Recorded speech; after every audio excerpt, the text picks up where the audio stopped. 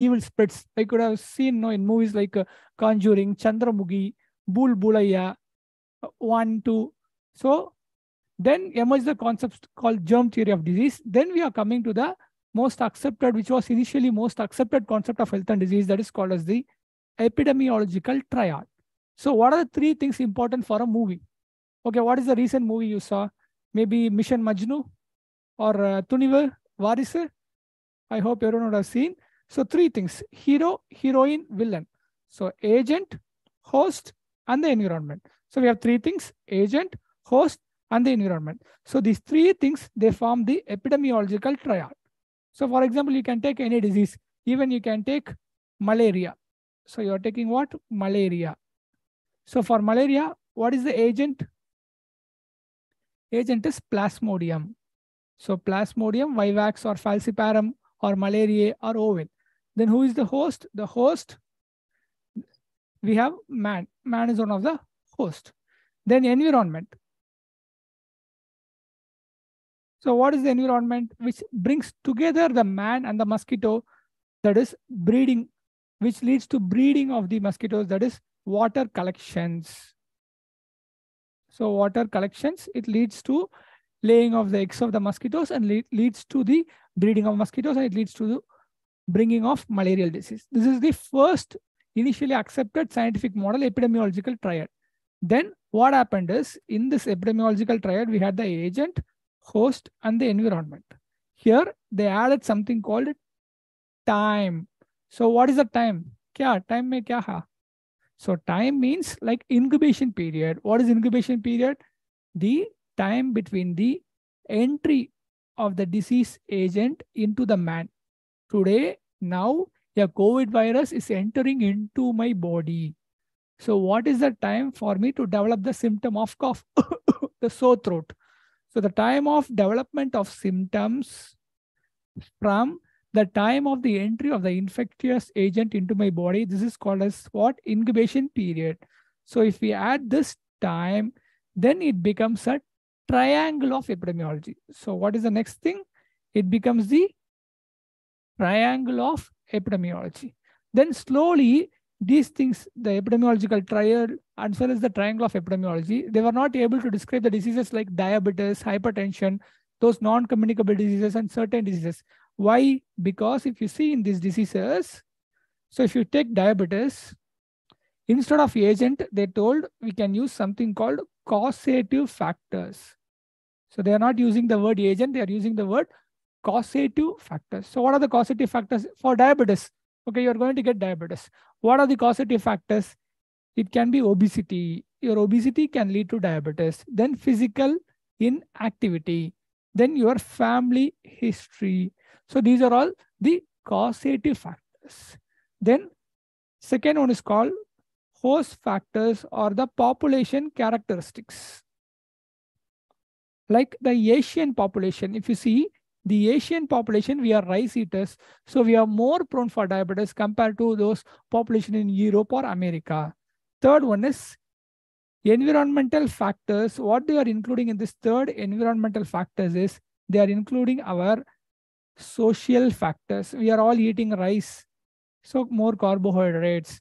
Then we can have some psychological factors, cultural factors, like Pongal. You are keeping the Pongal in fridge for 4 days. From starting day of the Pongal, Mata Pongal, you are keeping the Chakara Pongal for 5 days and eating. So more carbohydrates, like these cultural factors, they may lead to the disease. So this model where instead of agent, host, and environment, we are replacing it by causative factors, host factors or population characteristics, then environmental factors like social factors, psychological factors, cultural factors. This model is called as the advanced model of triangle of epidemiology. So we have finished the first concept. Now going to the next concept. So there are many more concepts like then after this concepts, then it came the multifactorial causation theory. See, in these classes, we will go systematically, like you are studying from the first page to last page. So the images are arranged systematically. So it will be a very, very useful revision. It will not be only an image-based revision. It will be a very useful, thorough subject revision. as far as possible within these 5 to 6 hours. So multifactorial causation theory. Next theory was the web of causation theory. So the questions asked multifactorial causation theory. It was introduced by Peter and Coffer. Web of causation theory, McMahon and Pugh. Then we had the epidemiological wheel model, where they compared the disease to a wheel, like our car wheel or a bike wheel, where the center part of the wheel, like you would have seen, no alloy wheels, many wheels. The center part of the wheel is the humans with their genes. Then the peripheral part of the wheel is the environment. Then at last, what is the model or concept of health and disease? What is the concept of disease causation currently accepted by WHO? The current concept is called, what is this concept? Seen in the image, we have 3 circles and they are overlapping at one point. This is called as the One Health concept. So this is the current model which is adopted and agreed by WHO. So you see, like for our human beings, to see after the health of the environment as well as animals, there are also other organizations. So all of them, they come together and they have adopted this model called as the One Health concept. So the health of the human beings, it depends on both the animal health as well as the environmental health. Can you name any disease? Can you name any disease? Can you put in the chat box based on this One Health concept? So the recent pandemic, you all know the COVID-19 pandemic. It is a great, excellent example. It is an excellent example of this One Health concept. So next you can even see many diseases are coming. Very good, very good. Okay, TB, maybe. So from cows also they are getting TB. So bovine TB, from man it is going into the cows. Good. So COVID, it is an excellent example of this One Health concept. Rabies, yes, very good, very good. Oh, so you're all applying Zika. So you're all getting more practical. I like it very much. So this is about the One Health concept. The question can be the currently accepted model. Epidemiological weed, they may give many models. You have to choose the One Health concept. It is adopted by WHO. Okay, next we are going to the third. Good, plague. Okay, very good. Next, third, this concept. Now we finish the concept of disease and health. Next, we are going to the third concept, that is iceberg phenomenon of disease. So how many of you have not seen the movie Titanic? Have not seen? Any one soul not seen Titanic? 2K kids not seen Titanic? Okay, this is the tip of the iceberg. So this Titanic movie, it is very famous. So I'm hoping for Titanic 2 to come soon. Okay, I think you will also be eagerly waiting. So this tip of the iceberg.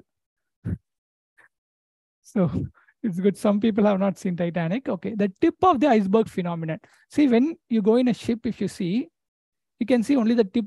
It is like speed breaker, man. We can just go, jump and come. That's all you will see. But what happened? The whole ship hit it, the big portion underneath, and the whole ship broke down and it was broken into 2 pieces like this. In our community, if you see, there are many people with a disease like diabetes or COVID. Even you can take COVID-19. So everyone, your chacha, mama, uncle, auntie, everyone will be having COVID-19. Many people will be having COVID-19, but their symptoms will be less. They will be asymptomatic, or they can be subclinical, less symptoms, or they will be like inapparent cases. So out of 60 cases, only 50 cases, so almost 50 cases, they will not have any symptoms. Only 10 cases, they will have the severe symptoms of COVID-19, like sore throat, like full congestion of the lungs, not even able to breathe. So this only 10 cases you are seeing and you are telling, okay, this only 10 people are having the clear disease. So we are free of COVID-19. No, we are having COVID-19, the latent. Someone has told the latent. Yes, good. So latent, inapparent, subclinical, asymptomatic, they are below the sea level. This demarcation line, it is the sea level. Okay, this is called as what phenomenon of disease? Iceberg phenomenon of disease. So it is simple. So what is the question that they can ask? More complicated questions they can ask. So which are the diseases which show iceberg phenomenon? Which are the diseases which do not show iceberg phenomenon? So which of the diseases which do not show iceberg phenomenon? Which of the diseases can show iceberg phenomenon? So which of the diseases will show iceberg phenomenon? Like diabetes, almost all non-communicable diseases, good. Diabetes, hypertension, then cancer, even you will not have heard of, you will forget this, malnutrition. So malnutrition, in front of our eyes, they will be there, but you will fail to recognize malnutrition. Then poliomyelitis, hepatitis, even communicable diseases also, they show iceberg phenomenon. But what are the diseases which do not show iceberg phenomenon? This is the important point question. So they cannot hide. It is like the love of a boy. They cannot hide. Boys cannot hide love. So they will tell directly face to face like this. They will show the symptoms outside. First major is rabies. They will start barking and fear of water. So they cannot even drink water, fear of light, everything will be there. That is rabies. Then tetanus. So tetanus spasm. So like this, like a ghost movie, you will become like this spasm of the body. Trismus not even able to open your mouth. Like this risus sardonicus. That is the face without any expression. So the body may become like a ghost movie. You can see your body going like this. So then after this, you have, so I will tell you a mnemonic for this. Rute Mera. Rute Mera. That means it is a Hindi song. You are mine. Rute Mera. Rute Mera. So rabies, tetanus, followed by measles. Followed by measles. I'm telling this is in the order. This is a mnemonic Rute Mera. Rutemera. It is a mnemonic Rute Mera. So the order, which is the disease which does not show iceberg phenomenon, 100% maximum is rabies and tetanus, followed by measles. Measles, we can take it around 90%. Then we have rubella, and we can even add pertussis. So this is the order. Okay. So rabies and tetanus, never they show iceberg phenomenon, followed by measles. 90% of the times it do not show iceberg phenomenon. Then slowly 80% of times rubella and pertussis. You can remember like Rute Mera, with this you can add pertussis. Okay, this is all about iceberg phenomenon of disease. So rabies and tetanus, you know the symptoms. Measles, will get rash, Koplik spot inside your mouth, opposite the lower third buccal mucosa, a blue or a reddish tinged spot. That is in measles. So these are the things which we cannot hide. They are like the love of the boys, which we cannot hide. But diseases like diabetes and hypertension, girls can hide their love. They are very strong-hearted. That is only this diabetes, hypertension. Okay. Next. So in the slide, there is a small change. You can strike down this pre in the second phase. So this slide, what does it denote? It denotes natural history of disease. It denotes natural history of disease. So just for fun, don't take it in a wrong sense. Somebody has sent a bad smiley. Okay. Natural history of disease. How a disease progresses. Till now we saw what is the disease, concept of health, the disease, iceberg phenomenon, then how a disease progresses. Okay, now I'm going to get a disease like malaria. So in the disease, we have two stages. What are the two stages in a disease? Period of pre-pathogenesis and period of pathogenesis. So for a disease, we have two stages. Period of pre-pathogenesis, period of pathogenesis. So second one is pathogenesis. So pre-pathogenesis is, now I'm going to get malaria. For this, the mosquito has to come and bite me. The period before which the malarial parasite enters inside my body, before the time the mosquito bites me, it is called as the period of pre-pathogenesis. It is called as the period of pre-pathogenesis. That is the period before the man is involved. So we have three things: agent, host, and environment. So the malarial parasite has not entered inside me. So this is the stage. It is called as the period of pre-pathogenesis. Now the mosquito has bitten me. The malarial parasite has entered inside me. Then my body will fight. my body will fight with the parasite. It will try to eliminate. So if my body wins, I am immune. I am immune. In case my body is not able to fight, then slowly I will develop the signs and symptoms. So this point where I am not able to fight, my immune system has failed, and I'm developing the sign and symptom of chills, fever, rigor I'm getting for malaria. This point is called as the clinical horizon. This line where I get signs and symptoms, it's called as the clinical horizon. Then after this clinical horizon comes, if I'm treated early, I will be alive. But if I'm not treated, you'll see me only in the posture. So I may recover or I may even die. So this is the natural history. Without any intervention, what is going to happen? This is called as the natural history of disease. So why are you telling this to us, sir? It is in pathology. Why I am telling is for the concepts of prevention. I'm telling you for what? Concepts of prevention. So in order to know the prevention, you should know the natural history of disease. So you know what are the 4 types of prevention? Primordial. So primordial, primary, secondary, and tertiary. So in this slide, you have primary, secondary, and tertiary. There is another thing also called primordial. So in order to understand prevention, I will tell you in short. So we can take a disease. What disease we can take? We can take COVID-19. So COVID-19, it is the disease. So for every disease, there will be a risk factor. So what is the risk factor for COVID-19? The risk factor will be in the environment, the people are overcrowding. The people are overcrowding. Because of overcrowding, I am going to get COVID-19. So how I can prevent it? So now, if I prevent the development of disease from the risk factor, it is called as primary prevention. So what is primary prevention? So the risk factor is there in the environment. So the agent, host, and the environment. So the environment is bringing together the agent as well as the host, that is the COVID-19 virus, as well as the human being.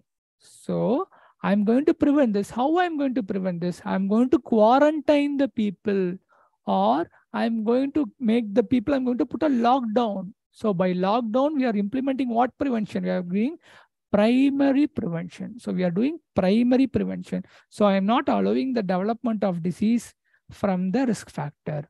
So preventing the development of disease from the risk factor is called what prevention?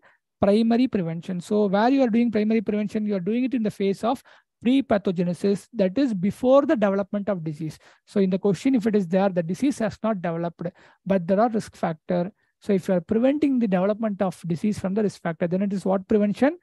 Primary prevention. How can you do primary prevention? So how can you do primary prevention? You can do primary prevention by 2 ways: health promotion and specific protection. Health promotion is generally giving health education to the people, like take proper food, do exercise daily. Like WHO recommends about 30 minutes of aerobic physical activity 5 times a day. It recommends 30 minutes of aerobic physical activity 5 times a day. Like this, we are telling it is called health promotion. Then the second type of primary prevention is specific protection. What is specific protection?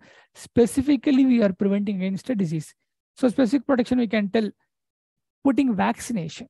So vaccination against COVID-19, vaccination against polio. So all the vaccines we are giving, they all come under specific protection. So vaccination is a typical example of primary prevention. Now primary prevention is over. Then, sir, what is the difference between primary prevention and primordial prevention? Sir, what is the difference between primary prevention and primordial prevention? So somebody had asked the question, we'll commit to it later. Sorry, 5 days a week. So somebody had asked the question. It is about aerobic physical activity for 5 days in a week. Next, iodization of salt.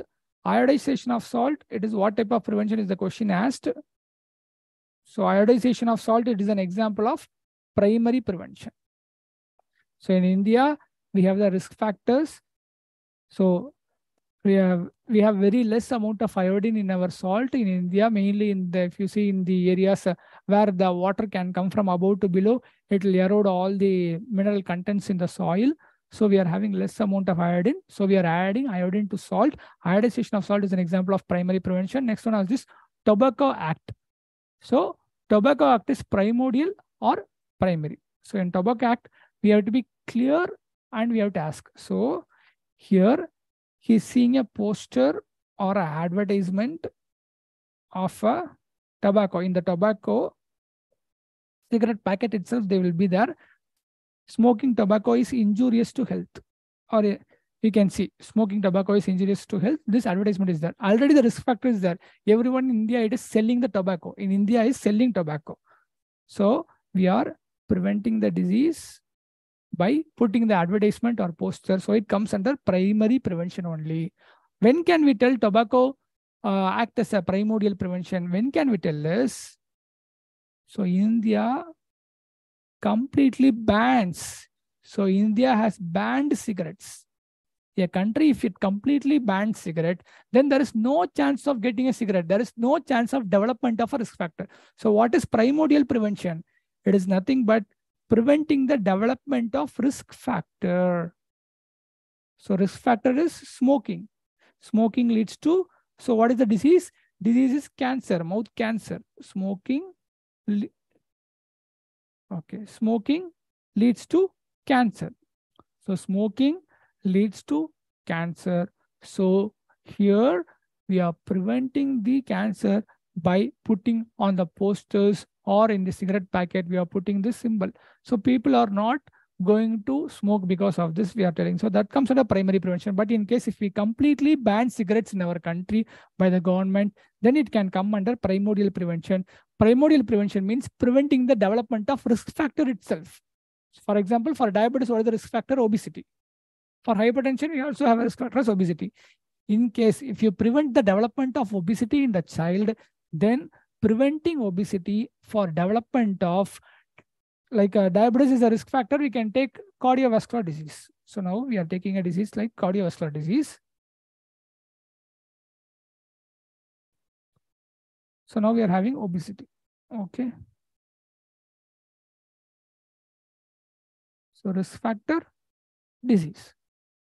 So if for an obese person, if I'm going to tell an obese person, sir, you are obese, so you may develop a heart attack or a cardiovascular disease, then it comes under primary prevention. But if I am telling a normal looking man, sir, eat properly, do exercise daily, because if you may become obese in the future, you may also get heart disease. So that is primordial. So preventing the development of risk factor is primordial. Preventing the development of the disease from the risk factor is primary. Okay, hope I have. Okay, stop selling. Okay, next we can go. So next question. Before going to the next question, now we have secondary prevention and tertiary prevention. So we saw primordial and primary. Now we have to see the secondary and tertiary. We have to see secondary and tertiary prevention. So now, so risk factor, it has developed into disease. If we prevent the development of risk factor, it is primordial. If we prevent the development of disease from risk factor, it is primary. Then this disease may lead to complications. So if we prevent the complications of a disease, like someone is having diabetes, so because of sugar, what they will tell, I got diabetic foot SAB. So because of diabetic foot, they are getting complicated.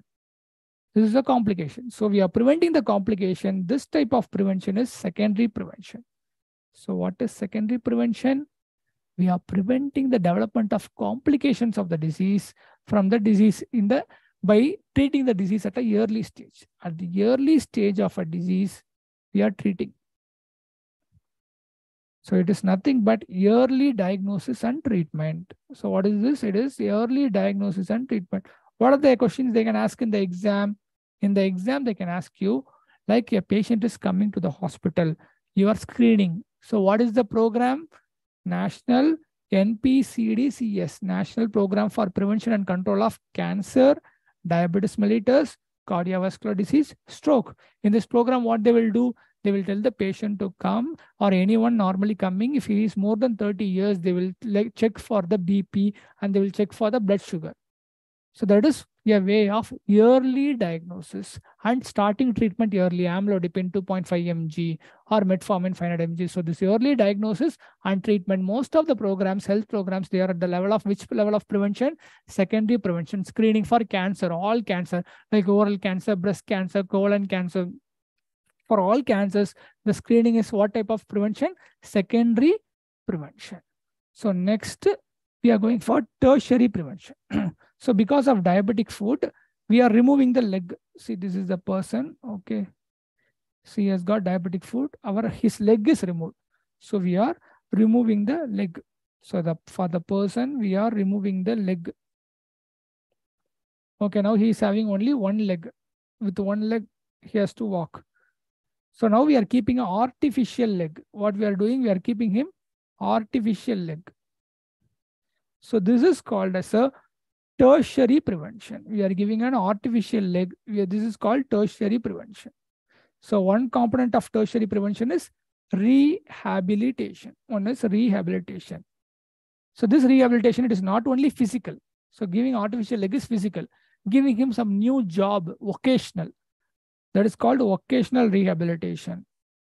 Or giving him a new family, social rehabilitation. Another type of tertiary prevention is disability limitation. So another type of tertiary prevention is disability limitation. So have you seen the persons with poliomyelitis? So what happens in paralytic poliomyelitis? If you see in paralytic poliomyelitis, what happened? So one leg will be like a thin leg, another leg will be like big chicken piece. One leg will be big chicken piece and another leg will be like a zombified or a very small thin leg because of the paralysis. So they cannot walk. So they need a support. So what they need a support. So this type of support, why they are giving? Because it will prevent further damage. So in one leg, we are putting all the weight and another leg, it is not able to support. So while going this leg, it can get scratched. It may lead to further complications. So we have to limit the further disability. So if you see, there are 3 sequences. So impairment, disability, and handicap. These are the 3 sequences what may happen. So because of accident or for diabetes, we are removing the leg. So leg is removed. That is called impairment. Because the leg is removed, he is not able to do his daily day-to-day activities. He is not able to go to bathroom or toilet. That is called disability. What is handicap? Handicap is because of the removed leg, he is not able to perform his duties. What is my duty? To earn for my family, or to play with my child, or to play with my daddy. So that is the social role expected. So we are preventing the development of handicap from impairment.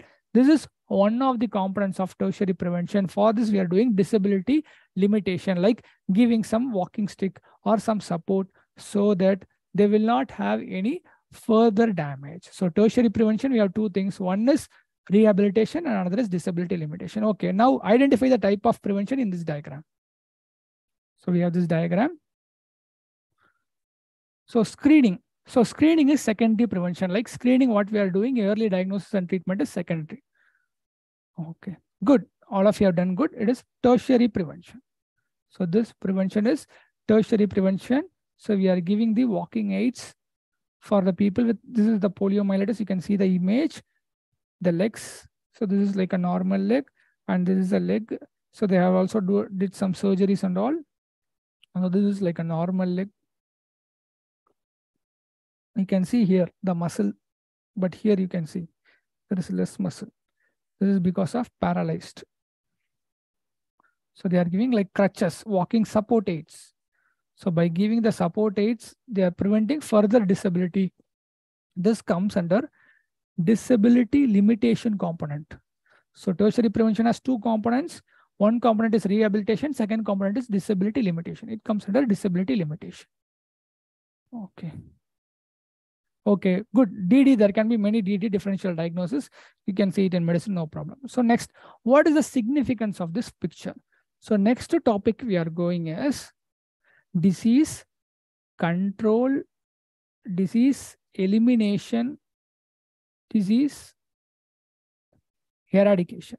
So disease control, elimination, eradication. Now, what is the status of COVID-19 in India?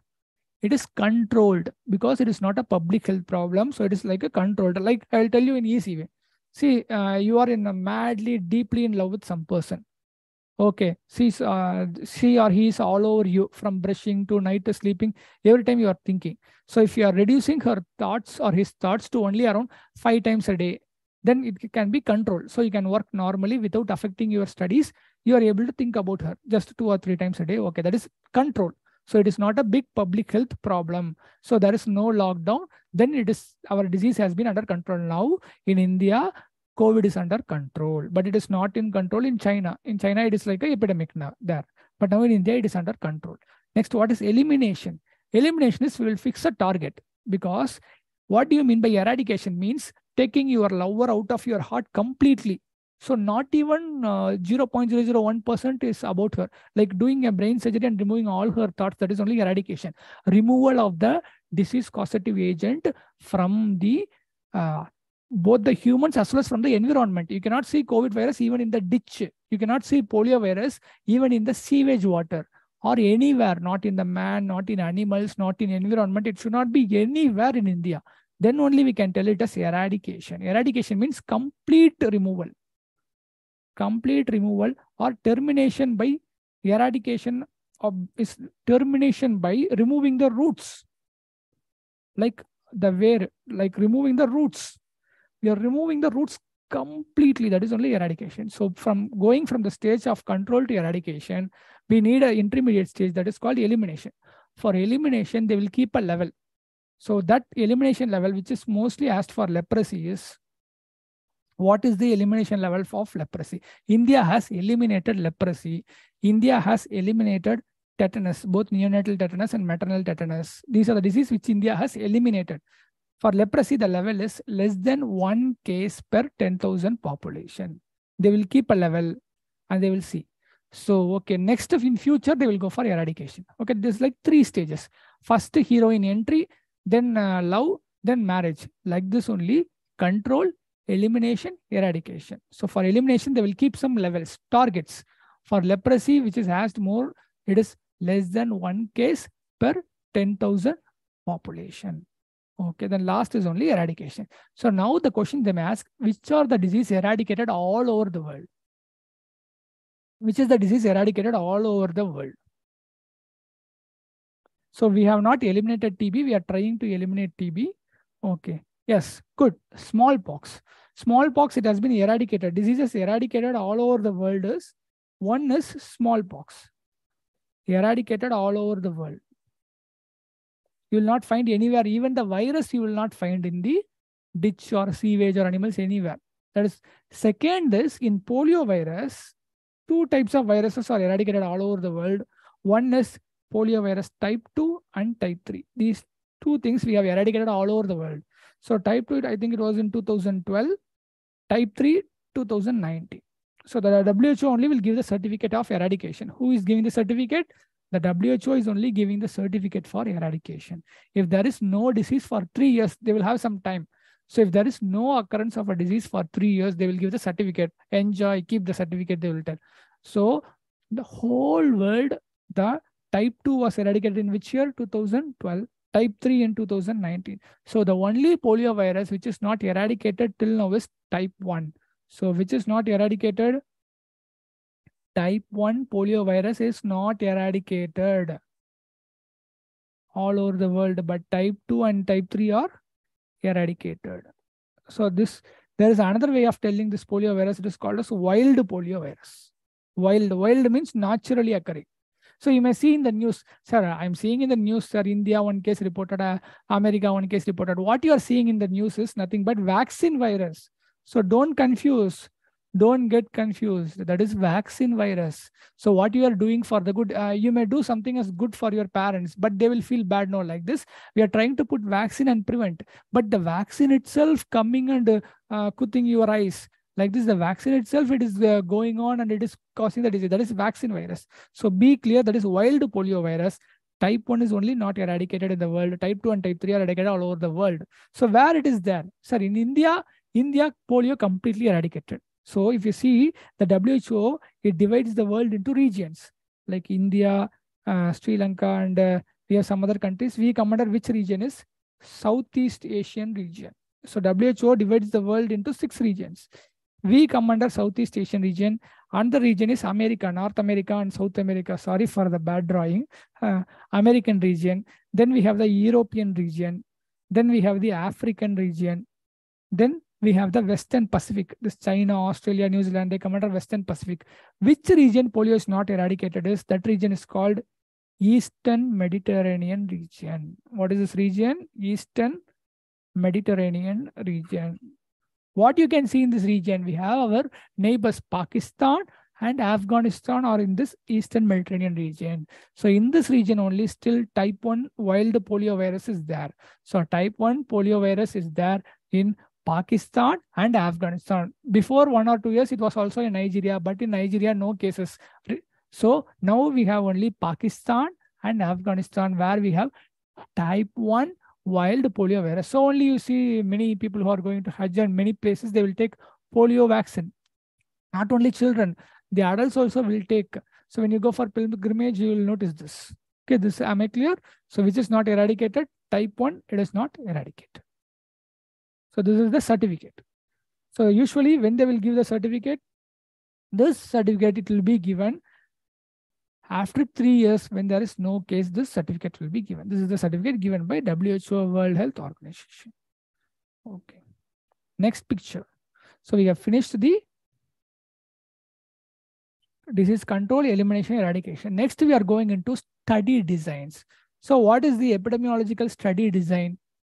So now we have to tell, no, this is a disease. This disease has, it affects the people between 20 to 30 years. It affects males, females.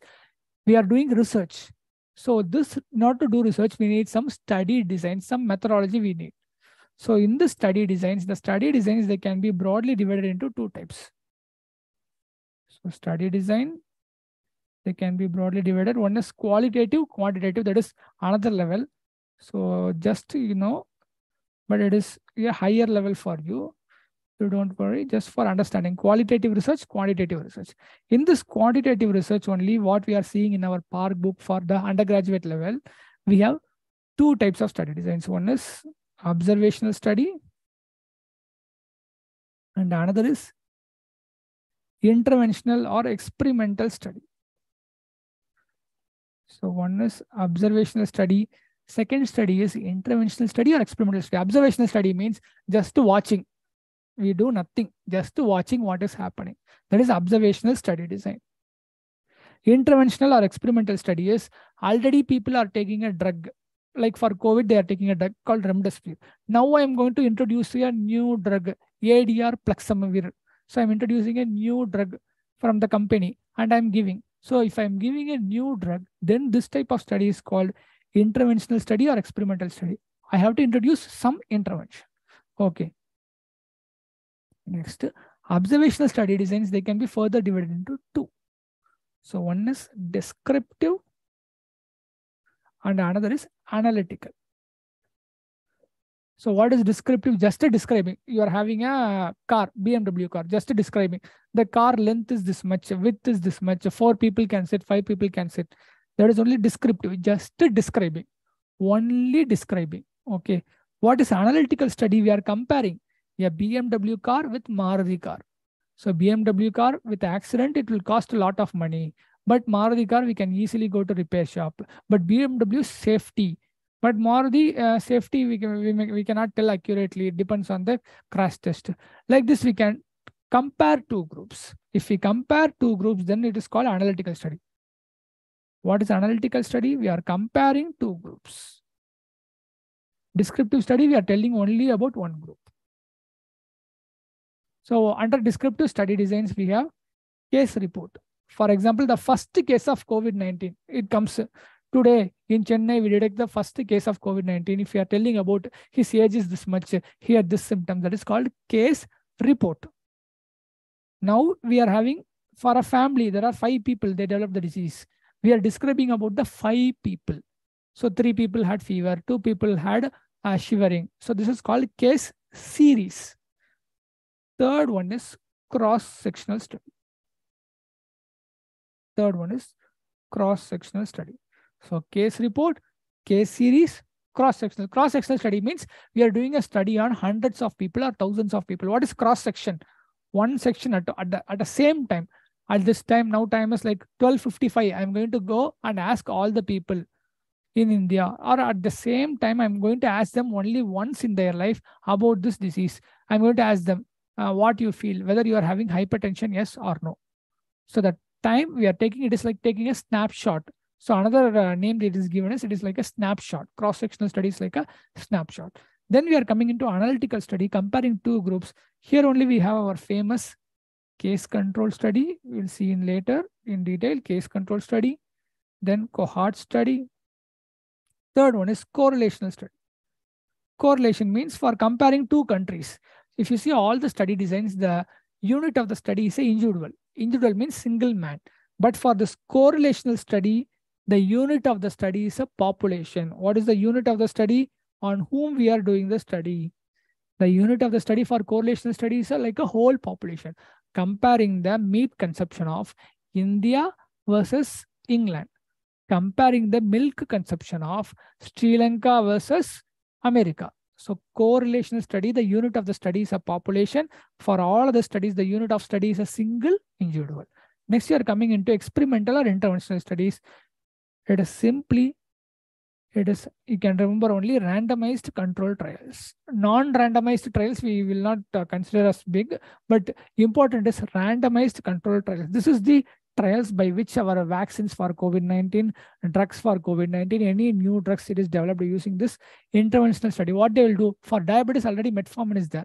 I'm introducing a new drug, we can take a student Vignesh. So he is forming a new drug, Vignesh Formin. So we are going to compare metformin versus Vignesh Formin. So this type of study, it is called as the randomized controls trial. If the Vignesh Formin gives much effect, then he will become the market leader. He will become a millionaire. So this is how they do a RCT. Now the question asked is, there are so many study design. Which is the best? Which is the worst? So the worst is idea, opinion. They will tell, no, I'm doctor for 50 years. Based on my experience, I'm telling this medicine works well. If any doctor tells like that, they will not accept, because we need only evidence. It is evidence-based medicine. We have to do study. We have to do studies. So we have to do evidence-based medicine. It depends on only studies. So the ideas, they will not accept. Next level is case series, case report. Next is cross-sectional. Next is case control. Next is cohort. More than cohort, we have the RCTs or the interventional studies. After this, we have 2 other things, which is at a very higher level. One is systematic review. Next is meta-analysis. In case the exam question is asked, which type of study provides the highest level of evidence, which you will follow, which evidence you will follow, closing your eyes. The best is meta-analysis. I will tell you what is this. For example, now they are doing studies. One study they are doing in Africa, comparing the 2 drugs, A versus B for diabetes. We have 2 drugs, A, B for diabetes. So in Africa, they are doing one RCT, randomized control trial, or experimental study. In America, they are doing one study. In Japan, they are doing one study. Okay. We are combining the results of these 3 studies, and we are telling it just like in Japan, their study result was this much. In America, their study result was this much. Like this, we are writing a story based on their findings. It is called as systematic review.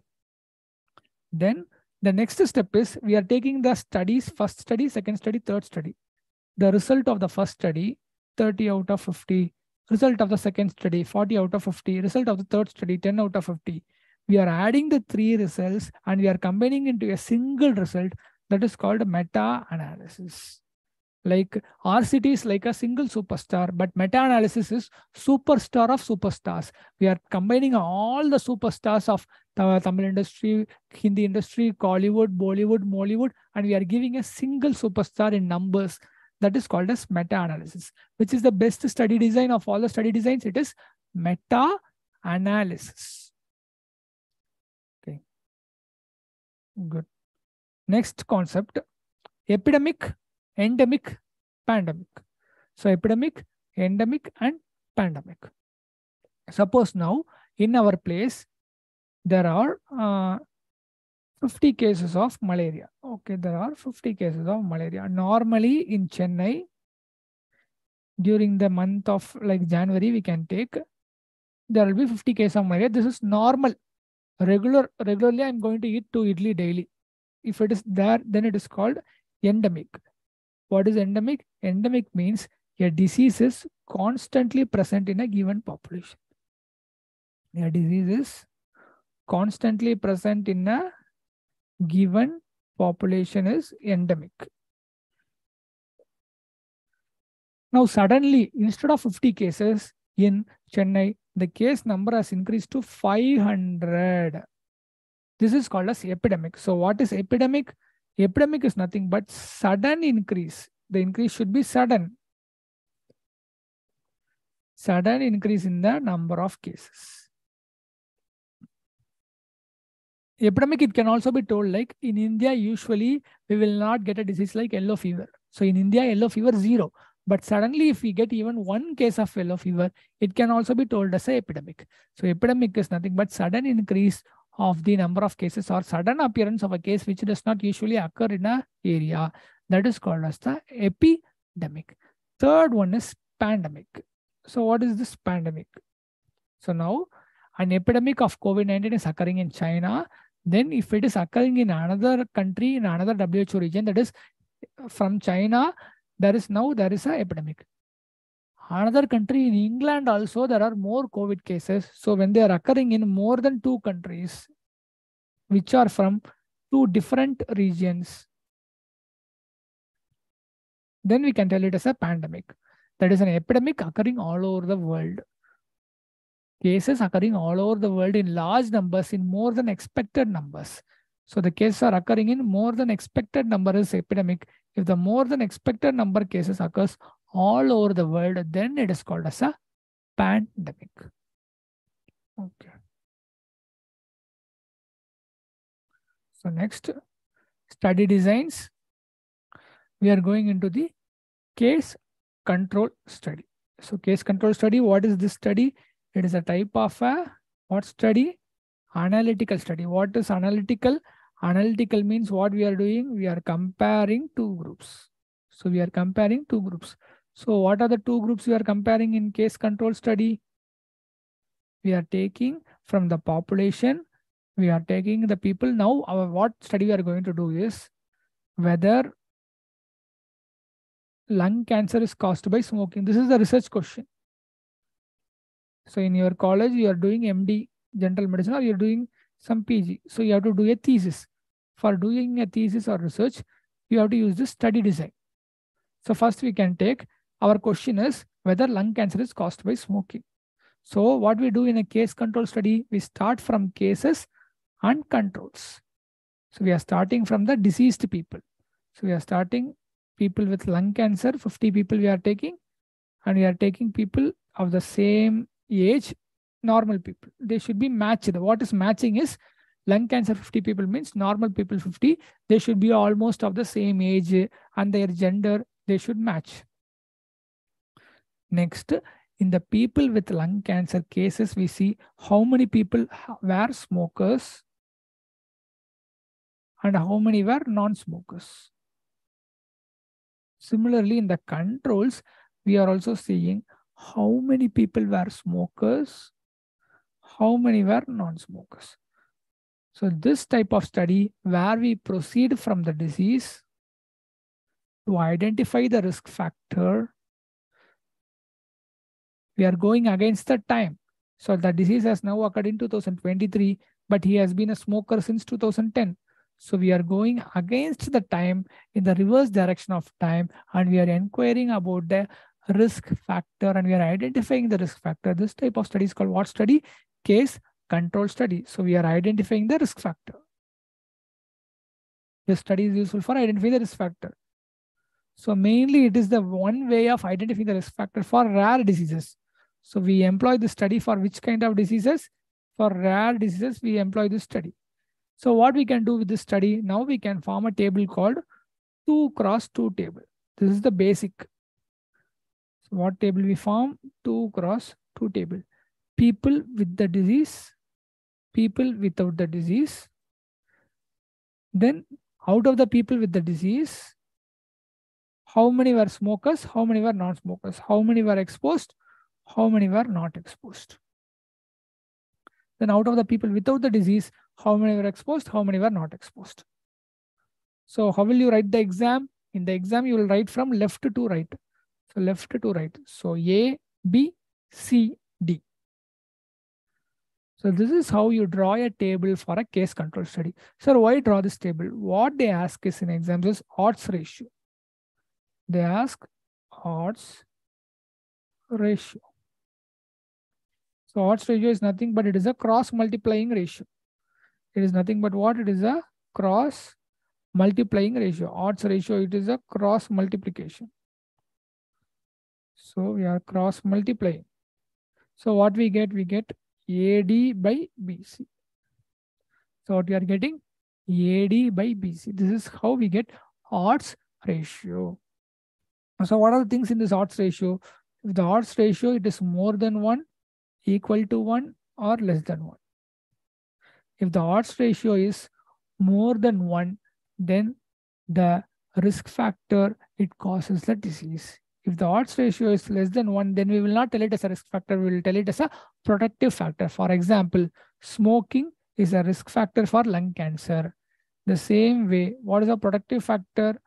Exercise is a protective factor for lung cancer, or exercise is a protective factor for myocardial infarction. If you do more exercise, your chance of myocardial infarction may come down. But if you smoke, your chance of myocardial infarction may go up. So this is the difference between odds ratio greater than 1 or odds ratio less than 1. Odds ratio is equal to 1 is there is nothing, no association. Eating idli and getting lung cancer. So eating idli and lung cancer has no association. So this type of study is case control study. So next we are going into the cohort study. So next study we are going into is cohort study. So what is cohort study? We have to do something called a follow-up.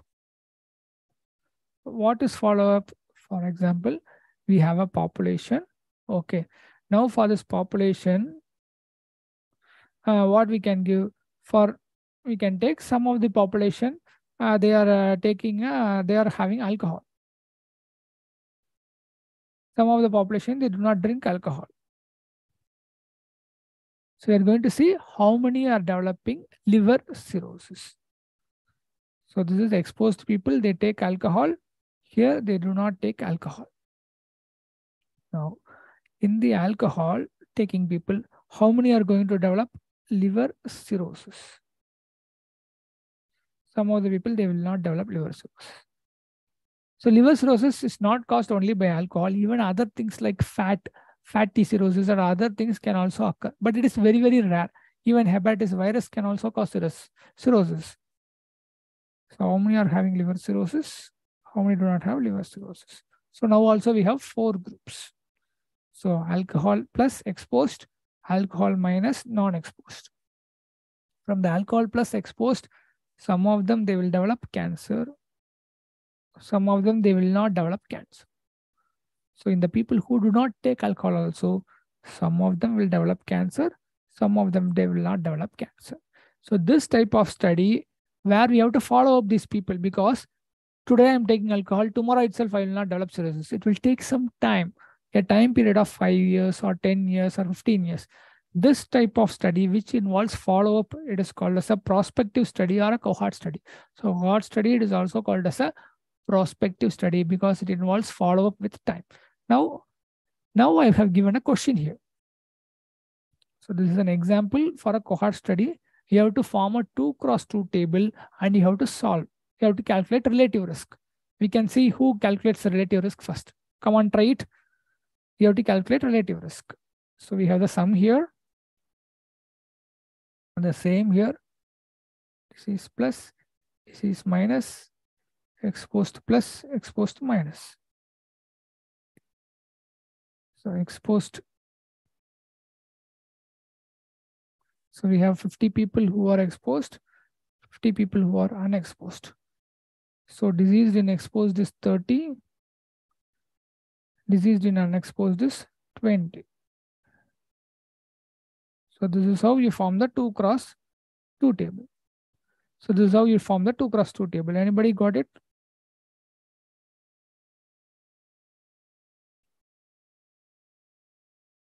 $30, $20.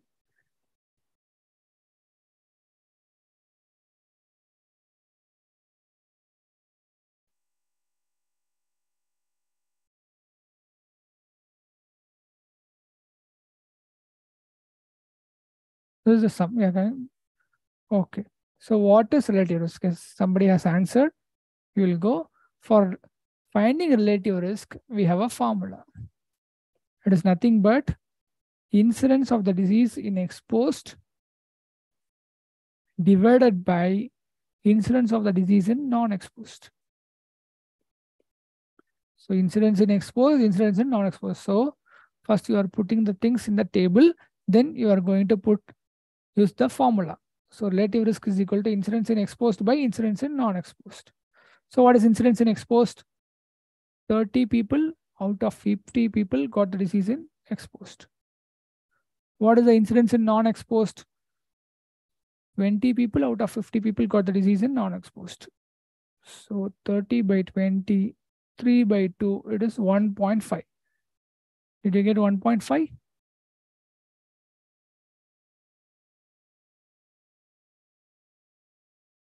So simple thing, you have to just go slowly and apply it. So relative risk is equal to incidence in exposed divided by incidence in non-exposed. So incidence in exposed is out of 50 people, 30 got the disease in exposed. Out of the 50 people, only 20 got the disease in non-exposed. So when we are dividing 30 by 50 divided by 20 by 50, we are getting as 1.5. So the people who are taking alcohol have 1.5 times higher risk of getting cirrhosis compared to the people who do not take alcohol. Okay, somebody got the answer as 1. Please recheck it. The answer is 1.5. So relative risk is equal to incidence in exposed divided by incidence in non-exposed. Okay, so we got the answer is 1.5. Easily you can do. So 30 by 50, 20 by 50, 3 by 2, 1.5. It is a shortcut, but it's better to do correctly by the table. Next we are going as, next type of study design is RCT. Randomized controlled trial. Till now we saw analytical study design. This type of study design is experimental study design. This is called as the experimental study design. So what will happen now? There will be a population of study participants. They will be coming. Here, what is the important point is we have to do randomization, because the drug industry, it is a $1 billion industry. So we have to have the results correctly. So in order to avoid somebody like they are my relatives, please give them the new drug. They don't want to get the old drug. Somebody may come for recommendation. So it will lead to a lot of bias. Bias means some mistake in the study, any systematic error in the study. In order to avoid the bias, what they will do? They will do randomization. The best method of randomization is like random number table. There are many methods, lottery ticket, lottery. So lottery, it is also randomly they are selecting 3 people, 5 crores, 3 crores, 1 crore. Like, so the best method of randomization is random number table method. So what is this random number table is? There will be a log book.